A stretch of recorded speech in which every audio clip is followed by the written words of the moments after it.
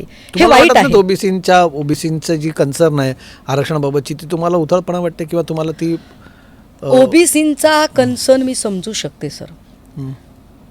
ओबीसींमधले जे अत्यंत म्हणजे ओबीसीमध्ये फार चांगला अभ्यास करणारे ओबीसींचा अभ्यास करणारे एक होते हरिनरके, जे आता आपल्यामध्ये हयात नाही आहेत.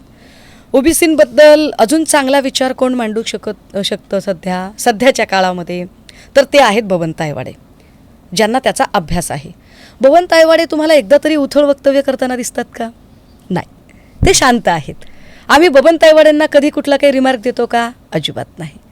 पण आम्ही जी माणसं खरंच अशी पैशापासरी ज्या गलिच्छ राजकारणाचे एक एक पपेट म्हणून वावरतात, तर त्याच्यावर आपण काय व्यक्त व्हायचं की अरे नाही. भुजबळ साहेबांच्या भूमिका मंत्रिपद घेण्याच्या आधी आणि मंत्रिपद घेतल्यानंतर या वेगळ्या होत्या.